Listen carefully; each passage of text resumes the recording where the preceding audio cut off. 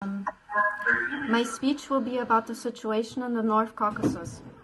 Today, Russia's aggression in Ukraine, which has become the culmination of a 9-year annexation of Crimea and Donbass, is carried out through the efforts of small peoples, primarily those from the North Caucasus, perishing in the name of restoring the imperial power of Russia and its ambitious projects of revanchism. It is the Vainaks, Highlanders, and Nogais who are used as disposable material in the war zone.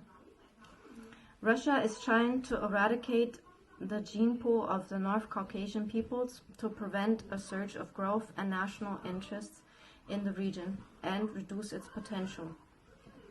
However, the war in the Ukraine is being waged not only by the traditional method of military conflict.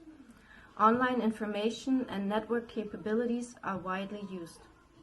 In this regard, the space of the North Caucasus represents a priority zone for conducting hybrid internet wars. Today, an info war has become the main instrument of geopolitical confrontation. The region was overwhelmed by powerful streams of aggressive information and propaganda, creating propaganda that was dividing the minds and interests of the North Caucasian peoples. We know that Russian intelligence services are extremely interested in holding the region. Centuries-old claims to the Tsar's empire, Soviet power, and modern Russia today deepen and expand the ambiguous, contradictory, and complex policy of the Kremlin towards the North Caucasian peoples within it. The deterioration of the socio-economic situation in the region, the lack of development of real institutions and fair justice led to a crisis and suppressed development of the Northern Caucasus. The further existence of the region has no prospects within the framework of a united Russia, which is on the verge of a dead end and collapse. The historical fate of the federal structure is now in full swing against the backdrop of worldwide hostility, global economic sanctions, trade, scientific, educational, and technological blockade. In the near future, large-scale depression and stagnation in the economy, widespread unemployment, and the total decline of Russian society will result in the fall of the political regime and the collapse of the federal structure. Without the subjects of the Federation and, above all, the North Caucasus, Russia will cease to be a power.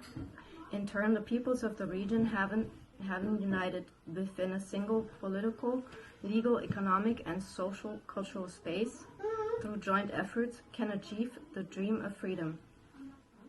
It is on the consolidated actions of the North Caucasian peoples that our historical destiny and future development depend. The geopolitical support of such an association can be the historical traditions of interaction with neighboring countries of the Trans-Caucasus, primarily with Azerbaijan, Turkey, Kazakhstan, and Ukraine. A strategic partnership with which will create the preconditions for integration with Western countries and the European Union. The initial language of inter-ethnic communication can be Russian. However, the main internal languages will be the national languages. The political headquarters of the Association of North Caucasian Peoples is today developing a program with its subsequent implementation to implement practical measures for the creation and development in the region of the Republic of the North Caucasus. The complex of these measures aimed at territorial separation from the Russian Federation assumes recognition of the Republic of Ishkeria, which will soon replace the Kadyrov pro-Putin regime in Chechnya. The task of the new republic will include an independent policy of effectively using the geostrategic position of the region, overcoming crisis manifestation in the political and social-economic spheres, corruption, clannishness of power, economic backwardness, unemployment, social stratification, degradation of infrastructure. This work should take into account the development and modernization of transport and communication infrastructure, the unique natural climatic factor of this region, and the active development of the Caspian Sea shelf.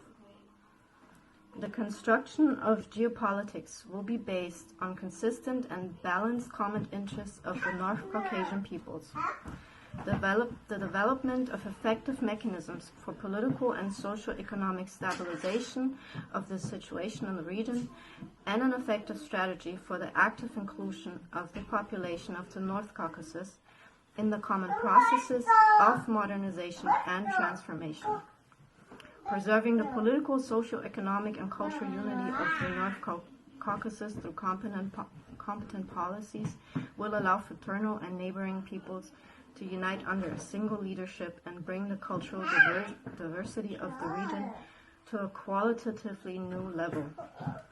In the end, Nogais must be subjects of international law. Free Nogaiistan, free Ukraine.